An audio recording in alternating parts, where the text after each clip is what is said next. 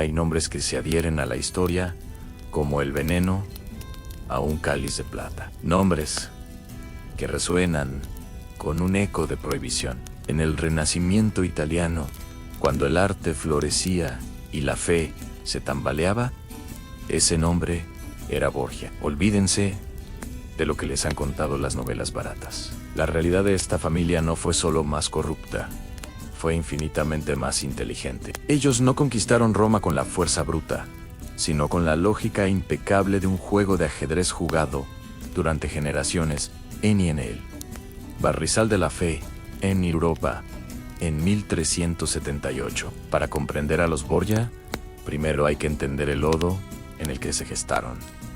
El año 1378, imaginen esto, en la Iglesia Católica, la autoridad espiritual de toda Europa, no tiene uno, ni dos, sino tres papas rivales sentados en tronos separados, uno en Roma, otro en Aviñón, Francia, y un tercero, a veces, como un antipapa itinerante. Esta fractura no fue una mera disputa teológica, fue un colapso de la autoridad.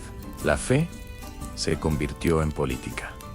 Los reyes no obedecían a Dios, obedecían al Papa, que les resultaba más conveniente para sus propios fines territoriales. En este pantano de lealtades divididas, la moralidad era una carga, y el cinismo era la única moneda de cambio confiable. En este turbulento escenario, en la tranquila y modesta ciudad de Játiva, en el reino de Valencia, nació Alonso de Borja y Cabanilles. No era más que un noble de bajo rango, sin tierras que valieran la pena, ni un apellido que abriera puertas en las cortes europeas. Su familia no destacaba, a menos que fuera por una tenacidad rayana en la obstinación. El principio Borja, educación, como armadura. Mientras la mayoría de los nobles de su época se dedicaban a la cetrería o a las disputas de tierra, la familia Borja invirtió su escaso capital en la educación de Alonso. No lo hizo por amor al conocimiento, sino por estrategia pura. El joven Alonso fue enviado a la prestigiosa Universidad de Lérida, donde no estudió filosofía ni poesía, estudió derecho canónico. El derecho canónico no era una profesión académica, era el lenguaje del poder eclesiástico. Al dominar las complejidades legales de la Iglesia, Alonso se armó con las reglas del juego que sus rivales, hombres de sangre noble, pero mentes ignorantes, ni siquiera entendían. La ley es la única herramienta que puede dominar tanto al rey como al sacerdote. Si conoces la ley, controlas la estructura. Alonso se graduó con honores, no solo como un jurista, sino como un cartógrafo del poder. Sabía dónde estaban las grietas en la estructura de la Iglesia y cómo explotarlas. Segundo al Alonso de Borja, el tejedor de lealtades. El ascenso de Alonso de Borja fue un estudio metódico de la indispensabilidad. En lugar de alinearse fanáticamente con una de las facciones papales en guerra, se hizo crucial para los líderes seculares de España, especialmente para el rey Alfonso V de Aragón. Su papel no era el de un simple asesor, sino el de un negociador maestro en el caos del cisma. Cuando el rey Alfonso necesitó un mediador discreto y brillante para poner fin al apoyo español al papa rival de Benedicto XIII, Alonso fue el elegido. Su habilidad para pasar por los campos minados políticos con una serenidad imperturbable era legendaria. No solo negoció el fin del cisma para el rey de Aragón, sino que lo hizo sin enemistarse fatalmente con ninguna de las partes perdedora. Esto era más que diplomacia, era prestidigitación política. La moneda de la gratitud. El rey Alfonso V reconoció la valía de Alonso, nombrándolo consejero y embajador. Y en la política, la gratitud de un monarca se paga de una sola manera: en posicionamiento. En 1429, cuando el Papa Martín Quintafina Elemente se consolidó como el único líder legítimo de la Iglesia, la lealtad que Alonso había mostrado a la corona española y que el Papa necesitaba para consolidar su propio poder, fue recompensada. Alonso de Borja recibió el capelo cardenalicio. Ahora era el cardenal Borgano. Era un cardenal italiano o francés con siglos de prestigio. Era un extranjero, un catalán seomo. Los italianos los llamaban despectivamente en el corazón de Roma. Esto lo obligó a ser el doble de astuto. El cardenal Borja pasó los siguientes 26 años haciendo lo que mejor sabía hacer, en construir redes. Comercio de secretos. No se limitaba a asistir a reuniones, observaba, recopilaba información sobre las debilidades financieras de otros cardenales, las indiscreciones de sus amantes y las ambiciones de sus familias. La información era su activo más valioso. La inversión familiar en su estrategia era de visión a largo plazo. Invirtió fuertemente en su joven sobrino, Rodrigo de Borja, asegurándose de que Rodrigo tuviera la mejor educación, el mejor porte y la mayor exposición a la corte papal. El poder no era para él solo, era para el clan Borja III. El cónclave de 1455, el triunfo de la segunda opción, cuando el Papa Nicolás V murió en 1455. El ambiente en Roma era de histeria política. Los dos bandos principales, liderados por familias poderosas, estaban demasiado empantanados en la lucha. Elegir a un italiano significaba la guerra civil entre facciones. El cónclave se extendió. Los cardenales, encerrados, sudaban y se debilitaban. Necesitaban a alguien que fuera lo suficientemente viejo como para morir pronto, un papa de transición. Lo suficientemente neutral como para no provocar a ninguna facción principal. Lo suficientemente competente como para mantener el orden. En el humo de las velas y la frustración, alguien pronunció el nombre. Alonso de Borja tenía 77 años. Era español extranjero, por lo tanto, neutral en las guerras de clanes italianos, y tenía una reputación de orden y competencia legal. Era la opción menos amenazante para todos. El 8 de abril de 1455, Alonso de Borja fue elegido papa y tomó el nombre de Calixto III. La reacción de los nobles romanos, que veían a este catalán advenedizo en la cima de la iglesia, fue de desprecio. Creyeron que lo habían controlado, pero a sus 77 años, Calixto III no venía a mantener el asiento caliente. Venía a establecer una dinastía en cuarto. Calixto III une el dictador senil y la elevación de Rodrigo. La primera orden de Calixto III fue la consolidación absoluta del poder familiar. Él entendió que la única forma de que un Borja sobreviviera en Roma era elevando a la mayor cantidad posible de Borjas por encima de la nobleza local. Su movimiento más audaz fue el nombramiento de sus sobrinos como cardenales. El más importante, por supuesto, fue Rodrigo de Borja y Borja, a quien nombró cardenal diácono a los 25 años. Alonso sabía que él era la rama vieja. Rodrigo era el roble que crecería. Este no fue un acto de nepotismo perezoso, fue una inversión de capital de riesgo político. Rodrigo era exactamente lo que su tío necesitaba, joven, brillante, ambicioso y, según la crónica de la época, deslumbrantemente carismático. Calixto III dotó a Rodrigo de cargos y riquezas. Lo nombró capitán general de la Iglesia y vicecanciller de la Santa Iglesia Romana. El puesto de vicecanciller era la joya de la corona administrativa, controlaba toda la correspondencia papal, las bulas y, crucialmente, la administración financiera. Bajo Calixto III, la tesorería papal se convirtió, efectivamente, en un fondo de inversión familiar. El Papa español no solo llenó los bolsillos de sus parientes, compró tierras, palacios e hizo que la familia Borja se integrara físicamente en el paisaje romano, borrando su pasado de Játiva y sembrando las semillas de su futuro en la ciudad eterna. Los cardenales italianos protestaron, pero Calixto III los ignoró con la calma de quien sabe que su tiempo es corto y debe ser usado sin reservas. Gobernó solo 3 años, pero cuando murió en 1458, dejó a su sobrino Rodrigo de Borja como el soltero más rico, más poderoso y más deseado de toda Roma. La aventura española había terminado. La dinastía Borgia estaba a punto de comenzar su edad de oro. La muerte de Calixto III en 1458 supuso un momento de vulnerabilidad. El clan Borja era rico y ambicioso, pero su ancla, el Papa, había desaparecido. Los cardenales italianos olieron sangre, listos para despojar al joven cardenal español de sus cargos, pero subestimaron la mente que habían ayudado a forjar.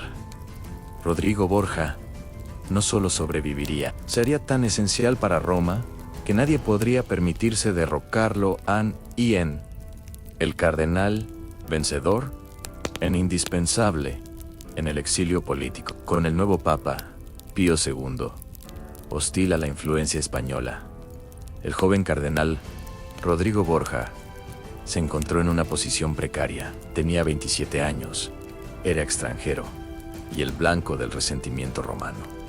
Un político menor habría huido. Rodrigo eligió la confrontación indirecta, al demostrar que su valor superaba su escándalo. Utilizó su cargo de vicecanciller con la eficiencia de un burócrata prusiano, pero con el encanto de un noble italiano, el solucionador de problemas, mientras otros cardenales debatían teología o gastaban fortunas en mecenazgo. Rodrigo se concentró en la practicidad. Se convirtió en el hombre que arreglaba los matrimonios intratables entre familias rivales, el que negociaba las treguas que salvaban ciudades y, lo más importante, el que siempre encontraba una solución creativa para las crónicas bancarrotas del Vaticano. La red de inteligencia, el control de la Cancillería, le otorgó acceso a todo documento, carta y petición que entraba y salía del Vaticano. Rodrigo no solo despachaba el trabajo, catalogaba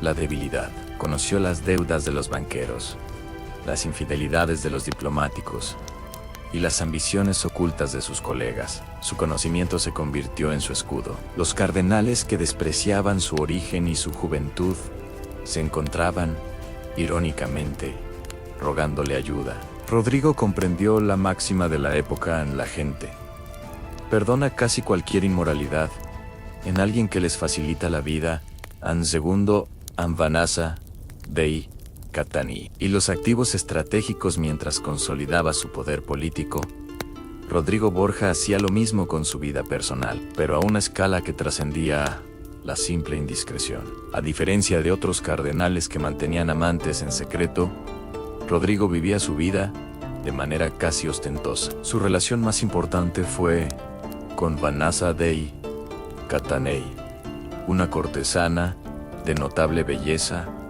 e inteligencia. Juntos, tuvieron a los hijos que se convertirían en la base de la dinastía: Juan, César, Lucrecia y Jofré. Aquí está la clave de la audacia de Rodrigo: no ocultó a sus hijos, los legitimó y los celebró. Esto fue un acto de poder psicológico sin igual.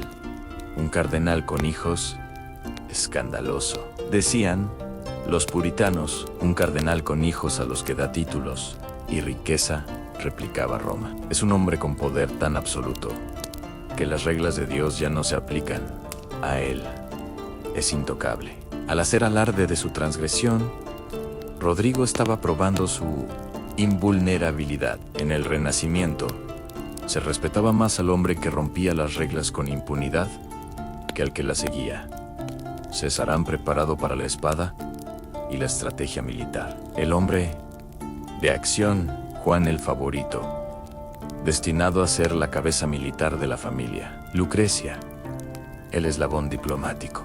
Su belleza e inteligencia serían usadas como activos para asegurar las alianzas de la familia. Los hijos de Rodrigo no eran vástagos, eran activos estratégicos que se colocarían en el tablero de ajedrez europeo. Tercero, Anel, Cónclave de 1492. A la ingeniería de un papa. Para 1490. El cardenal Rodrigo Borgia, ya conocido como Borgia, adaptando su apellido al italiano, poseía más poder real que muchos reyes europeos. Sus palacios rivalizaban con las residencias reales. Su red de aliados se extendía por el Mediterráneo y su riqueza era inconmensurable. Tenía 61 años y llevaba 34 años preparándose para un solo momento. Cuando el Papa Inocencio VIII murió en el verano de 1492, el cónclave se abrió como un pozo de víboras. La división entre las facciones italianas era tan profunda que se neutralizaron mutuamente. La oportunidad de Rodrigo era perfecta. El cónclave de 1492 fue, en esencia, la primera gran subasta de la historia papal. Los rumores que salieron de la Capilla Sixtina fueron de infamia pura. El precio del voto en Rodrigo no hizo promesas vagas.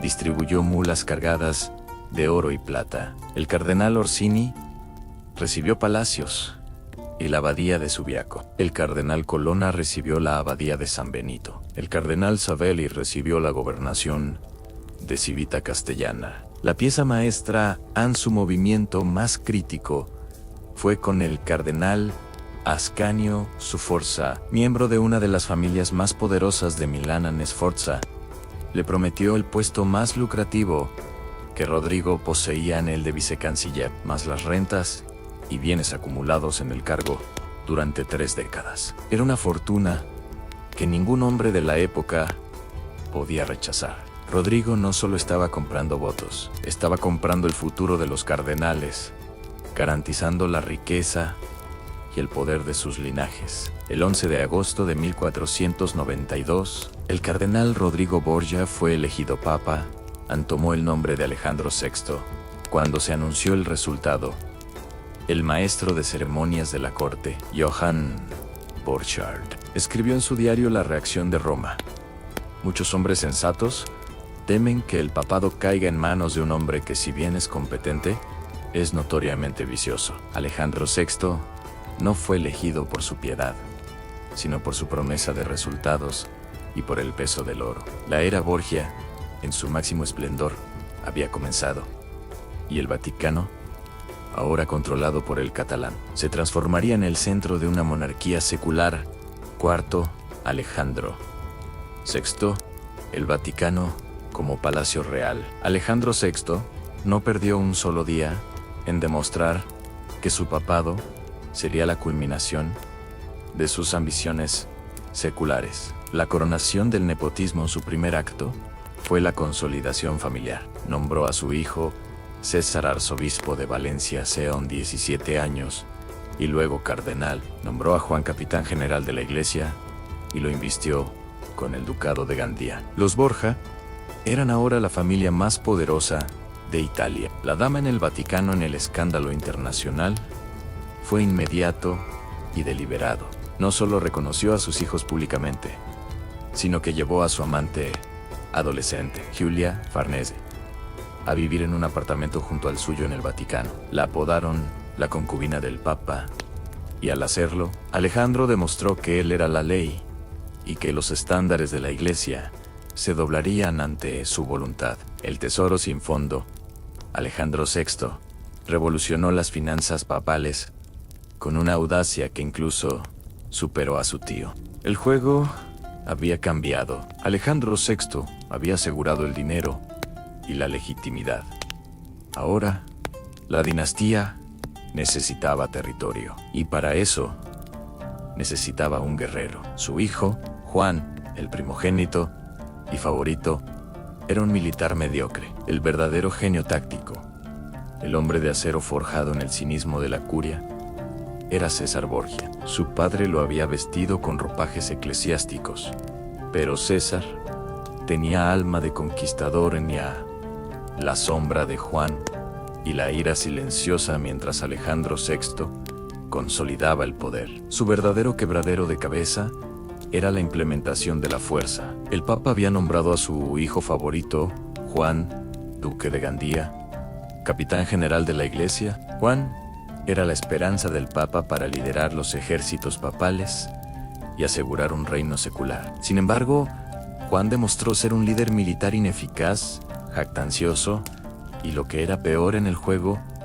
Borgia, perezoso. César, en cambio, era el cardenal con alma de soldado. Había sido educado para la Iglesia, pero su verdadera pasión era la estrategia militar, la caza y la política de fuerza. Él observaba el fracaso de su hermano, con una mezcla de desprecio profesional y celos profundos. En 1497, ocurrió un evento que cambió el destino de los Borgia para siempre. Juan de Gandía desapareció. Juan fue visto por última vez cenando con su hermano César y cenando con su madre, Banaza. Su cuerpo fue encontrado días después, arrojado al río Tíber con 9 puñaladas. Sus manos aún atadas a un saco de oro. La reacción de Alejandro VI fue de dolor histérico, seguido de una breve y teatral promesa de reforma espiritual. La verdad sobre el asesinato murió con Juan, pero las crónicas de la época apuntaron inmediatamente a César. ¿Fue un asesinato por celos profesionales? La conclusión más aceptada es que fue un movimiento táctico de César para eliminar al competidor inepto y reclamar el liderazgo militar de la familia, el único camino hacia el reino. El Papa, tras su breve luto, aceptó tácitamente la nueva realidad. Juan estaba fuera del camino. En segundo, la gran renuncia, el cardenal se transforma en príncipe. César ya no estaba dispuesto a jugar a ser el cardenal guerrillero. Él quería la espada, no la tiara. En 1498, César orquestó su jugada más audaz. Renunció al capelo cardenalicio. Este acto era inaudito, una blasfemia para la curia romana. Los cardenales eran príncipes de la Iglesia y su dignidad era de por vida. Renunciar era afirmar que el poder secular era superior al poder espiritual. César le dijo a su padre, Padre Santo, mis talentos están en el campo, no en el púlpito. Deje que el Espíritu Santo guíe a otros y déjeme a mí la tarea de asegurar los dominios de San Pedro con la fuerza de un rey. Alejandro VI, a pesar de las protestas, accedió con entusiasmo. El Papa, que había vendido la fe durante décadas, no tuvo reparos en despojar a su hijo de su dignidad cardenalicia a cambio de una promesa de un reino. César no solo renunció, se fue a lo grande. Alejandro VI negoció una alianza con el rey Luis XII de Francia, que necesitaba la anulación de su matrimonio. A cambio del favor papal, Luis XII concedió a César el título de duque de Valentinois, de donde proviene su apodo, Gilles Valentino, una princesa de la nobleza francesa, Charlotte d'Albret, como esposa, asegurando un linaje legítimo. Un contingente de tropas francesas para su conquista en Italia. César Borgia regresó a Italia no como un cardenal, sino como un príncipe militar europeo, listo para la guerra. Tercero, a la guerra de Valentino, a la ingeniería del miedo. César Borgia, Gil Valentino, no tenía la intención de ser un mero condottiero e mercenario. Él iba a forjar un estado en el centro de Italia, utilizando el poder y el dinero del papado. Su objetivo inicial fue la Romaña, una región del centro de Italia, nominalmente controlada por la Iglesia, pero fragmentada en pequeñas ciudades-estado gobernadas por señores locales, los Riario, los Malatesta, los Orsini. La táctica de César no era la del asedio lento, era la guerra psicológica y la velocidad relámpago. Asalto de Imola y Forol, 1499. En sus primeros objetivos, César demostró un uso implacable de la artillería y una falta total de misericordia. El mensaje era claro: la rendición inmediata trae clemencia. La resistencia, el exterminio. La táctica de la gobernanza diferencia de otros conquistadores que solo saqueaban. César, siguiendo el manual de su padre, implementaba una administración eficiente inmediatamente después de la conquista. Redujo los impuestos para ganar el favor popular, restauró el orden y ejecutó a los administradores corruptos locales. Los ciudadanos, cansados de la tiranía feudal, a menudo le daban la bienvenida como un libertador brutal. El uso estratégico del terror en César comprendió que el miedo bien dirigido es más efectivo que 1000 soldados. Su reputación se disparó. La gente no solo temía a su ejército, temía lo que él haría si se resistían. En el transcurso de solo 3 años, César Borgia unificó la Romaña, expulsó a los señores feudales, construyó fortalezas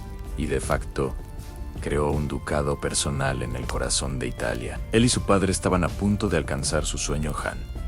La dinastía Borgia sería una de las casas reinantes de Europa. Cuarto, Maquiavelo y el espejo del príncipe fue en este punto culminante de la carrera de César, donde conoció a Nicolás Maquiavelo, diplomático de Florencia. Maquiavelo fue enviado a observar y a negociar con el temido Valentino. Maquiavelo quedó fascinado. César era la encarnación de una filosofía política que Maquiavelo solo había soñado en un líder que no se guiaba por la moral, sino por la necesidad del Estado. Maquiavelo tomó notas detalladas sobre la fría y calculada crueldad de César, el diplomático florentino. Vio cómo César usaba un administrador particularmente cruel, Jaumiru Gilojahu, para pacificar la Romaña. Una vez que la región estuvo bajo control, César hizo que Delorqua fuera ejecutado y su cuerpo partido en 2 y expuesto en la plaza pública. Maquiavelo escribió en este espectáculo, dejó a las gentes a la vez satisfechas y estupefactas. César había logrado 2 cosas. Con una sola acción, restauró el orden a través de la crueldad, usando a Delorque, y luego ganó el favor del pueblo, ejecutando al instrumento de la crueldad. Era el paradigma del príncipe astuto. En ese momento, en 1502, César Borgia estaba en la cima de su poder, y Maquiavelo lo seleccionó como el modelo ideal para su futuro tratado político, El Príncipe. La etapa estaba lista para el movimiento final, la traición a sus propios aliados y la expansión total de su reino. Pero incluso el príncipe de Maquiavelo no podía controlar al destino. César Borgia era el príncipe. Había despojado a su hermano, negociado con un rey y subyugado una región entera. Pero el poder crea enemigos más rápido de lo que se pueden matar. Los condottieri, esos mercenarios que lo habían ayudado a conquistar la Romaña, sabían demasiado, y lo peor, temían convertirse en la próxima lección de eficiencia de Gil Valentino. La única forma de parar a César era uniéndose, y la única forma de que César ganara era superando en traición a los traidores. La Liga de la Traición, a la ruptura de los condottieri en 1502. La rápida expansión de César Borgia se detuvo en seco. Los señores de la guerra que habían luchado a su lado, hombres como Vitellazzo Vitelli, Oliverato da Fermo y la poderosa familia Orsini, se dieron cuenta de que su patrón no estaba interesado en compartir el botín, sino en absorberlos. Su lealtad era al oro. La lealtad de César era su corona Anian.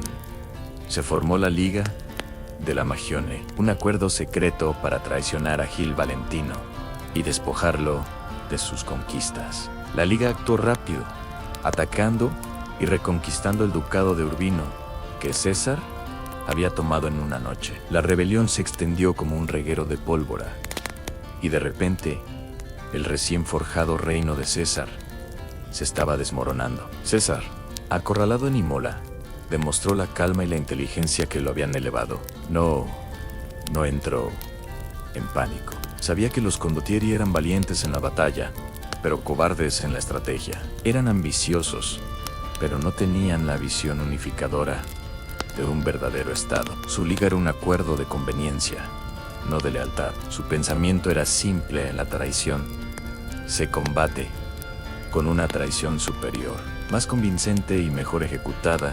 En segundo, la matanza de Senigallia, la trampa maestra. César desplegó una obra maestra de la simulación diplomática. Fingió terror, luego resignación y finalmente una disposición a la reconciliación total. Envió mensajes a los líderes de la Liga, prometiendo que les devolvería los territorios a cambio de que volvieran a servirle y ayudaran a sofocar la revuelta en Senigallia. Los condottieri, arrogantes por su reciente éxito y atraídos por la promesa de más oro, cayeron en el engaño. No podían concebir que César, quien parecía debilitado y solo, tuviera el coraje de enfrentarlos. El 31 de diciembre de 1502, César Borgia llegó a Senigallia con una pequeña fuerza. Los líderes de la Liga entraron en el pueblo, despidiendo a la mayor parte de sus propias tropas,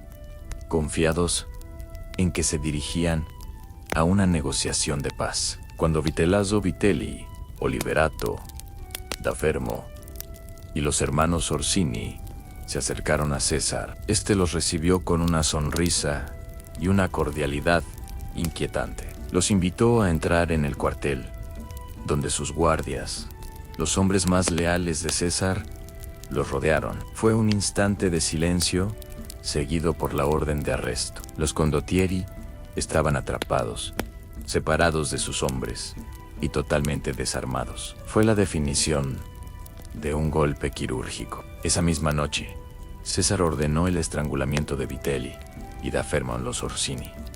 Fueron ejecutados días después. El impacto fue instantáneo. César no solo había recuperado sus territorios, sino que había eliminado a sus rivales militares con un solo acto de brillantez estratégica y total. Desprecio por la moralidad. Era un acto tan frío y perfecto que Maquiavelo, que fue testigo de los hechos, no pudo sino admirar. Para él, Senigallia se convirtió en el capítulo fundamental del Príncipe, la prueba de que un gobernante debe ser, ante todo, un cazador astuto. Un tercero, el verano de la muerte y la caída de la dinastía César había ganado la guerra, pero estaba a punto de perder la batalla final contra la biología. El destino que los Borgia habían dispensado a otros, el veneno, la traición, la muerte súbita, se volvió contra ellos en el abrasador agosto de 1503.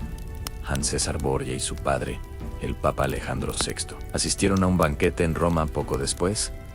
Ambos cayeron gravemente enfermos, con fiebres violentas. La verdad histórica apunta a la malaria estival, una plaga mortal que azotaba Roma cada verano. Sin embargo, la leyenda más persistente y más dramática sostiene que fue veneno. La teoría más popular afirma que Alejandro y César, en un error fatal, bebieron el vino que contenía el veneno que ellos mismos habían preparado para uno de sus cardenales rivales. La muerte del patriarca, el 18 de agosto de 1503, el Papa Alejandro VI murió. Su cuerpo, según los cronistas, se hinchó grotescamente y se puso negro por la fiebre, un espectáculo que el pueblo romano interpretó como la señal divina del castigo. Con la muerte de Alejandro VI, el ancla financiera y legal de la dinastía desapareció. El imperio Borgia, que solo existía por la autoridad papal, comenzó a disolverse inmediatamente. El desplome del príncipe en César Borgia sobrevivió a la enfermedad, pero la fiebre lo dejó postrado e incapacitado durante semanas cruciales. Mientras se recuperaba lentamente, era incapaz de actuar con la decisiva velocidad que Maquiavelo había admirado. Su estrategia para el cónclave era simple en controlar la elección para asegurar la sucesión de un papa amigo, pero la enfermedad lo paralizó, permitiendo que sus enemigos maniobraran. El ejército de César se dispersó rápidamente ante la falta de liderazgo y pago. Su vasta riqueza, que su padre había acumulado, fue saqueada o reclamada por el nuevo régimen en Cuarto. La venganza de Julio II y el exilio final. El primer papa elegido tras la muerte de Alejandro, Pío III, murió en menos de un mes, abriendo la puerta a la elección del enemigo más implacable de los Borgia, el cardenal Giuliano della Rovere, quien tomó el nombre de Julio II. Julio II El Papa guerrero odiaba la memoria de Alejandro VI y estaba obsesionado con extirpar a los Borgia de Italia. Engaño final. Julio II prometió a César su apoyo a cambio de la entrega de sus fortalezas en la Romaña. Una vez que César entregó los castillos y las llaves de su antiguo ducado, Julio II incumplió su promesa y ordenó el arresto de César. El fin del príncipe en César logró escapar espectacularmente de su encarcelamiento en Italia y huyó a España, a la corte de su cuñado, el rey de Navarra. Intentó desesperadamente levantar un nuevo ejército, pero ya era un hombre sin fortuna ni prestigio. En 1507, murió luchando en una escaramuza militar menor en Viana, España, abatido por campesinos y soldados leales al rey de Navarra. El príncipe de Maquiavelo no murió en una gran batalla, sino en una emboscada insignificante, solo y despojado de toda gloria. El legado de los Borgia se cerró con su caída. Su imperio, basado en el oro y el cinismo, demostró ser efímero. Pero la lección que dejaron sobre la naturaleza del poder, la traición como arte y la separación total entre fe y política, esa sí fue eterna.